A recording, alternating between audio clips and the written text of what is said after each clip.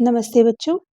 आज हम मध्यवर्ती वस्तुओं के बारे में जानेंगे और उपभोक्ता वस्तुओं के बारे में जानेंगे। हमारा प्रश्न यह भी 2 अंक के लिए आता है।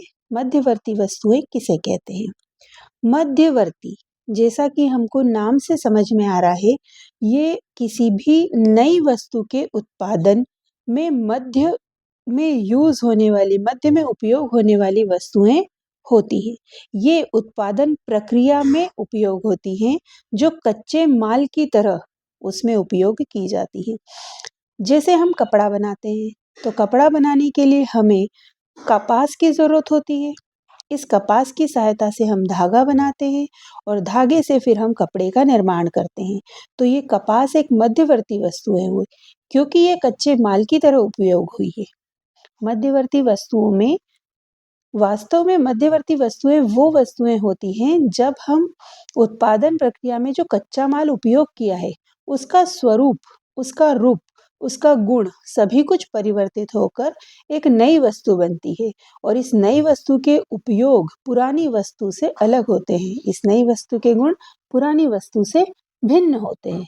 तो हम कह दे सकते हैं कि उत्पादन प्रक्रिया के दौरान जो अन्य वस्तुएं होती है, उन वस्तुओं का अस्तित्व समाप्त हो जाता है जो कच्चे माल की तरह उपयोग की गई है और ऐसी वस्तुएं राष्ट्रीय आय की गणना के समय शामिल नहीं की जाती है।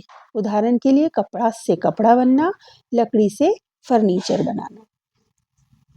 आज के हमारे दूसरे प्रश्न में उपभोक्ता वस्तुओं की बातें करेंगे। उपभोक्ता वस्तुएं या उपभोग वस्तुएं वे वस्तुएं होती हैं जिनका सीधा उपभोक्ता उपयोग कर लेता है। प्रत्यक्ष रूप से उपभोक्ता द्वारा उपयोग की गई वस्तुओं को ही उपभोक्ता वस्तुएं कहा जाता है। ये वस्तुएं किसी भी मनुष्य की आवश्यकताओं को संतुष्ट करने के लिए उपयोग की जाती है।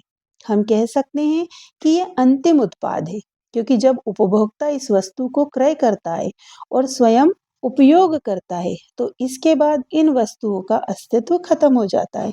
इन वस्तुओं की मांग खत्म हो जाती है, क्योंकि ये अंतिम उत्पाद है। अब उपभोक्ता इसको वापस से बेचेगा नहीं, वह स्वयं इन वस्तुओं का उपयोग करेगा, उपभोग करेगा। धन्यवाद।